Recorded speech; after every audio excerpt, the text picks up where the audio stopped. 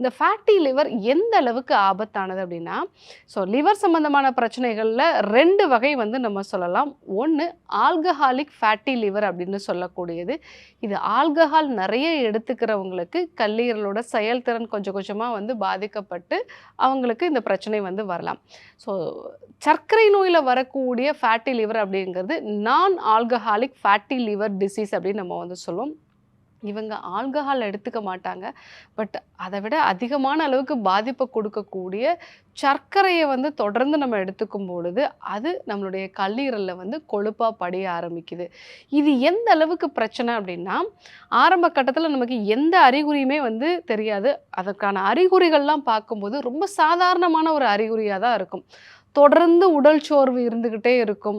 சாப்பிட்ட பிறகு நமக்கு ஒரு உடல் வந்து அதிகமான அளவுக்கு சோர்வடைஞ்சு தூக்கம் வரக்கூடிய ஒரு நிலை வந்து நமக்கு இருக்கலாம். உடல்ல ஏதாவது ஒரு அலர்ஜி வந்து இருந்துகிட்டே இருக்கும். அரிப்பு சம்மந்தமான பிரச்சனைகளோ, இல்ல வந்து மூக்கடைப்பு, தொடர்ந்து தும்மல் வந்து உண்டாகிறது. இந்த மாதிரியான அறிகுறிகள் வந்து இருக்கும். பாடி ஹீட்டுமே வந்து அதிகமா இருக்கும். சரியான இரவு தூக்கம் வந்து இருக்காது. ஜங்க் ஃபுட் சாப்பிடணுங்கிற ஒரு ஆர்வம். முக்கியமா இந்த எண்ணெயில பொரிச்ச வற்றல், அதே மாரி உப்பு சேர்ந்த சிப்ஸ் வகைகள் இதெல்லாம் நெறைய எடுத்துக்கணும் அப்படிங்கிற ஒரு கிரேவிங்ஸ் நமக்கு இருக்கும். வயிறு பகுதி மட்டும் பெருசாயிக்கிட்டே போகும். ஸோ இந்த மாதிரியான அறிகுறிகள்ங்கிறது ரொம்ப காமனா எல்லாருக்குமே வந்து இருக்கு. அதனால அவங்க கல்லீரல் சார்ந்த ஒரு பிரச்சனையா அத வந்து யோசிக்க மாட்டாங்க.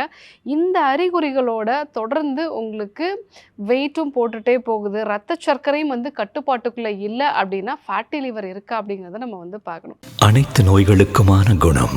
அழகு தரும் மூலிகைகள், ஆரோக்கியம் தரும் மருத்துவர்கள். டாக்டர் ஸ்ரீவர்மாஸ். அழகும் ஆரோக்கியமும்.